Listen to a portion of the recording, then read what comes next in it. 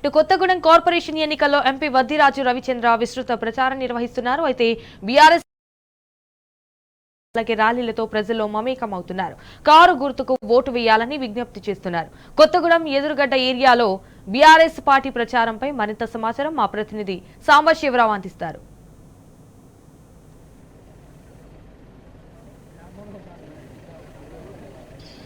Sanjana, Kothagudem corporation నూతనంగా ఏర్పాటైంది. ఇక్కడ బీఆర్ఎస్ జెండా ఎగురేస్తామంటున్నారు ఎంపీ వద్దిరాజు రవిచంద్ర. ఎన్నికల ఇన్ఛార్జిగా ఉన్నారు. మాజీ మంత్రి వనమ వెంకటేశ్వరరావుతో పాటు మాజీ మున్సిపల్ చైర్పర్సన్ కాపు సీతాలక్ష్మి, అట్లాగే జిల్లా పార్టీ అధ్యక్షుడు రేఖాంతారావుతో కలిసి ఇట్లా పాల్వంచ, అట్లాగే కొత్తగూడెం పరిధిలో ఏర్పాటైనటువంటి కొత్తగూడెం కార్పొరేషన్లో విస్తృతమైన ప్రచారం నిర్వహిస్తున్నారు. మనతో పాటు ఆయన జాయిన్ అవుతున్నారు. కొత్తగూడెం కార్పొరేషన్లో బీఆర్ఎస్ పరిపాలన గతంలో ఎట్లా సాగింది, అభివృద్ధి ఎట్లా ఉంది, ఇప్పుడు ఎట్లా ఓట్లాడుతున్నటువంటి విషయాన్ని ఆయనతో మాట్లాడేటువంటి ప్రయత్నం చేద్దాం. రవి గారు, గత పరిపాలనలో మీరు అనేక అభివృద్ధి కార్యక్రమాలు చేశారు కొత్తగూడెం కార్పొరేషన్ పరిధిలో. ఇప్పుడు ప్రజల్లో ఎట్లాంటి స్పందన ఉంది, ప్రజలు ఎట్లా స్పందిస్తున్నారు ఓటు అడిగినప్పుడు? కొత్తగూడెం మున్సిపల్ను ఇప్పుడు కార్పొరేషన్ అయింది. దాంట్లో పాల్వంచ కూడా కలిపి అక్కడ ఒక 27 డివిజన్లు, ఇక్కడ ఒక 29, 4 డివిజన్లు, సుజాత నగర్ కలిపి 60 డివిజన్లు. కొత్తగా 27 ఏళ్ల తర్వాత జరుగుతున్నటువంటి ఎన్నిక పాల్వంచ అక్కడ ఉన్నటువంటి వాళ్ళకి చాలా బ్రహ్మాండంగా ఉత్సాహంగా జరుగుతుంది. ఖచ్చితంగా కూడా ఈ ఎన్నికల్లో బీఆర్ఎస్ పార్టీ 40 నుంచి 45 సీట్లు కైవసం చేసుకోబోతున్నాం. మొట్టమొదటి మున్సిపల్ కార్పొరేషన్ కొత్తగూడెంని బీఆర్ఎస్ పార్టీ కైవసం చేసుకొని కేసీఆర్ గారికి బహుమానం ఇవ్వబోతున్నటువంటి కొత్తగూడెం ప్రజలకి, ముఖ్యంగా ఇక్కడ ఉన్నటువంటి మా డివిజన్లో ఉన్నటువంటి అందరూ, ఇక్కడ ఈ డివిజన్లో కార్యకర్తలు కానీ 60 డివిజన్లలో పనిచేస్తున్నటువంటి డివిజన్ పోటీ చేస్తున్న అభ్యర్థులు, మా ప్రజాప్రతినిధులు ఎక్కడ వాళ్ళు అక్కడ కష్టపడుతున్నారు. బ్రహ్మాండంగా నీరాజనాలు పడుతున్నారు. ఇప్పుడు 10 ఏళ్ల మీ పాలనకు 2.5 ఏళ్ల కాంగ్రెస్ పాలనకు ప్రజలకు ఆ డిఫరెన్షియేషన్ తెలిసిందా? ఎట్లా ఉంది సార్? ఏం మాట్లాడుతున్నారు? ఇది ఒక్కటి చాలండి. ఈ ఒక్క కార్డు అటుపక్క ఇటుపక్క చూస్తే చాలు. ఈ బాకీ కార్డులు ప్రతి ఇంటా పంచినాం. ఒక్కటి కూడా నెరవేర్చని ఈ ప్రభుత్వం ఏం పని చేశారని చెప్పేసి దీంట్లో చూడండి. మహిళలకు 2000 పెన్షన్ ఇంట్లో ఉన్న వాళ్ళకి ఇస్తానని చెప్పారు. వృద్ధాప్య పెన్షన్ 2000 నుంచి 4000 ఇస్తానని చెప్పారు. కళ్యాణ లక్ష్మితో పాటు తులం బంగారం ఇస్తానని చెప్పారు.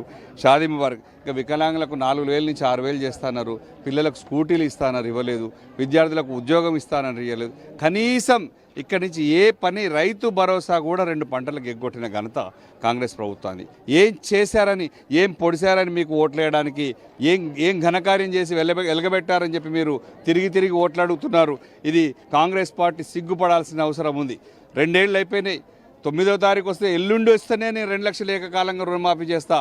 ఇప్పుడు పెన్షన్ తీసుకుంటే 2000, ఇంకొక వారం రోజులు ఆగండి అమ్మా 4000 ఇస్తా అని చెప్పిన రేవంత్ రెడ్డి గారు మీరు ఏం చేశారని చెప్పేసి మీ వాళ్ళు ఓటు అడగడానికి వస్తున్నారు. ఖచ్చితంగా కొత్తగూడెంలో ఉన్న ప్రజలందరూ కూడా మేధావులు, తెలికల్ల వాళ్ళు, ఇక్కడ ఉన్న ఉద్యమకారులు, సింగరేణి కార్మికులు అందరూ కూడా చాలా చైతన్యవంతంగా పనిచేస్తున్నారు. ఖచ్చితంగా కాంగ్రెస్ పార్టీని ఇక్కడ బొందబెట్టడం ఖాయం. ఏమనుకుంటున్నారో అది జరగని పని. మీకు ఇక్కడ ఉద్యమాల ఖిల్లా ఇది. ఖచ్చితంగా కూడా మున్సిపల్ కైవసం చేసుకోబోతున్నాం మేము. ఇది జరిగి తీరుతుంది.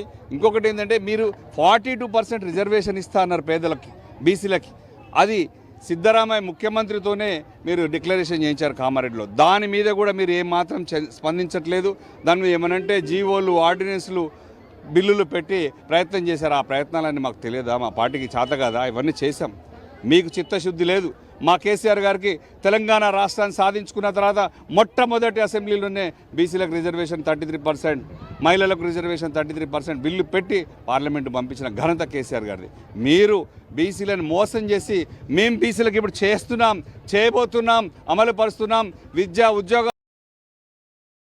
మీరు మమ్మల్ని మోసం చేశారు. అది తీవ్ర ఆగ్రహంతో విద్యార్థులు, ఉద్యోగస్తులు చట్టసభల్లో కూడా కనీసం మీ చేతిలో ఉన్న ఏటా 20,000 కోట్ల రూపాయల బడ్జెట్ పెట్టి 5 ఏళ్లలో 1,00,000 కోట్లు ఇస్తానని చెప్పారు. కనీసం అది ఒక్కటి కూడా చేయలేదు. మీ చేతిలో ఉన్న మంత్రి పదవులు ఇవ్వలేదు, కార్పొరేషన్లు ఇవ్వలేదు. ఇచ్చిన 3 బీసీలకు కూడా పోర్ట్ఫోలియోలు ఎట్లా ఇచ్చారో చూసుకోండి. ఇది చాతగాని ప్రభుత్వం, దద్దమ్మ ప్రభుత్వం, పోలీసులు ముందు పెట్టుకొని నడుపుతున్న ప్రభుత్వం, కేసులతో భయభ్రాంతులు చేస్తున్నటువంటి ప్రభుత్వం. ఇది మీకు తగదు. ఇది ఏమన్నా మాట్లాడితే మా హరీష్ అన్న మీ కేసులు, మీ స్కాములు బయట పెడితే కేసులు పెడతారు. కేసులు పెట్టేసి హరీష్ అన్న పిలుస్తారు, కేటీఆర్ పిలుస్తారు, సంతోష్ అన్న పిలుస్తారు. చివరిగా కేసీఆర్ గారికి ఒక నోటీసులు ఇస్తారు, గోడలకు అతికేస్తారు. ఇది తెలంగాణ సమాజానికి మీరు ఇచ్చిన సిగ్గుచేటైన పని. కేసీఆర్ గారు ఒక ప్రతిపక్ష పార్టీ నేత, బంగారు తెలంగాణ 60 ఏళ్ల గోసం తీర్చిన తెలంగాణ జాతిపితను మీరు ఇబ్బంది పెట్టాలని చూస్తే ఆ దాంట్లో మస్సి అయిపోవడం మీరు ఖాయం. ఖచ్చితంగా కూడా కాంగ్రెస్ పార్టీ మొన్నటి దాకా ఇవే హామీలు ఇచ్చారు. 420 హామీలు ఇచ్చి అసెంబ్లీ ఎన్నికలు బయటపడ్డారు. తర్వాత పార్లమెంట్ ఎన్నికల్లో ఓటేయించుకున్నారు. మొన్న గ్రామ పంచాయతీ ఎన్నికల్లో కూడా ఓటేయించుకున్నారు. మళ్ళీ ఇప్పుడే అదే హామీలు చెప్తున్నారు. ఒక్క హామీ కూడా అమలు కానప్పుడు మళ్ళీ సేమ్ అదే పాట పాడుతుండని. ఇవి కాదు సామగారు, మీరు అర్థం చేసుకోవాల్సింది ఏంటంటే ఎలక్షన్లు వాళ్ళు పోయినప్పుడు 2023లో ఒక గ్యారంటీ కార్డులని వారంటీ లేని గ్యారంటీ యాదాద్రి లక్ష్మీనరసింహ స్వామి గుడికి పోయి ఇక్కడ భద్రాచలం వస్తే భద్రాద్రి రామచంద్ర స్వామి గుడిలో ఎక్కడ గుడిలో అక్కడ ప్రమాణాలు చేసి ఒట్లు పెట్టారు. ఆ ఒట్లన్నీ ఏమైనాయి? ఆ ఒట్లు దేవుళ్ళు చూస్తారు, అందుకే చూస్తున్నారు.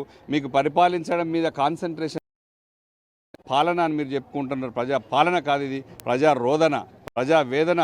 మీరు ఆ వేదనలో ప్రజల్ని ఇబ్బంది పెడుతున్నారు, ఏడిపిస్తున్నారు, బాధ పెడుతున్నారు. ఏ ఒక్క వర్గం కూడా ప్రశాంతంగా లేదు. ఉద్యోగస్తులు ప్రశాంతంగా లేరు, వాళ్ళకు పెన్షన్లు కూడా ఇవ్వలేని పరిస్థితిలో ఉంది.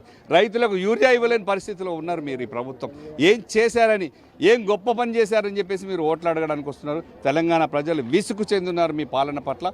ఖచ్చితంగా కూడా ఇప్పుడు గుర్తొచ్చేది కేసీఆర్ గారే. ఫైనల్గా ఒక మాట చెప్పండి, ఈ మున్సిపల్ ఎన్నికల్లో ఏ అంశం ప్రధాన ఎజెండాగా ప్రజలు ఓట్లేస్తే బాగుంటుంది అనుకుంటారు? ఇక్కడ మున్సిపాలిటీ ఎన్నికల్లో ఇంతకుముందు ఉన్నటువంటి మున్సిపల్లో ఇక్కడ ఉన్నటువంటి చైర్పర్సన్ వనమా వెంకటేశ్వరరావు గారి నేతృత్వంలో కేసీఆర్ గారు, కేటీఆర్ గారు మున్సిపల్ శాఖ మంత్రిగా ఉండి 500 కోట్ల నిధులు ఇచ్చి అద్భుతంగా డెవలప్ చేశారు కొత్తగూడెం టౌన్ని. మీరు నిన్న మొన్న చూపించారు కూడా.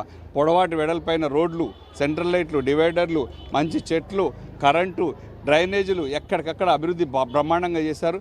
అవి ఇప్పుడు 2 సంవత్సరాల నుంచి కుంటుపడ్డాయి. ఎక్కడ చూస్తే అక్కడ చెత్త. మీరు పనులు కూడా చేయట్లేదు.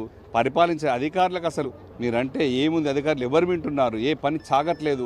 ఏం మాట్లాడినా ఒక కేవలం పోలీసు యంత్రాంగాన్ని ముందు పెట్టి ఇక్కడ నిలబడుతున్నటువంటి కార్పొరేటర్లను రాష్ట్రం మొత్తంలో నిన్న చూశారు. మేడ్చల్లో కూడా మల్లారెడ్డి గారి కాన్స్టిట్యూన్సీలో కానీ ఎక్కడ కానీ భయభ్రాంతులు చేసి భయపెట్టాలని చూస్తున్నారు.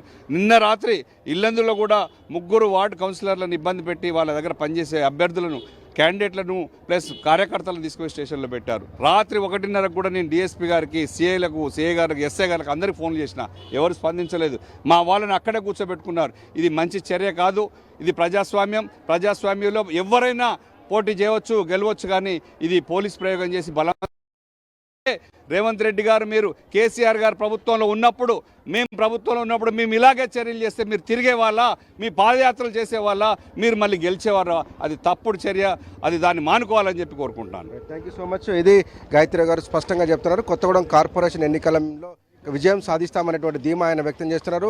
ప్రజానికమంతా తమ వైపే ఉంది. కేసీఆర్ హయాంలో జరిగినటువంటి అభివృద్ధి అనేది లక్ష్యంగా చేసుకునే తమ ప్రచారం సాగుతుందని, అదే లక్ష్యాన్ని ప్రజల ముందుకు తీసుకెళ్లి ఓట్లాడుతామని, కాంగ్రెస్ ప్రభుత్వం ఇచ్చినటువంటి మోసపూరిత హామీల మీద గ్యారంటీ కార్డులను ఏవైతే ఉన్నాయో వాటిని బాకీ కార్డులుగా మార్చి చూపిస్తున్నాము. ఖచ్చితంగా కొత్తగూడెం కార్పొరేషన్ మీద గులాబీ జెండా ఎగరేస్తామని చెప్పేసి ఆయన ధీమా వ్యక్తం చేస్తున్నారు. సంజన.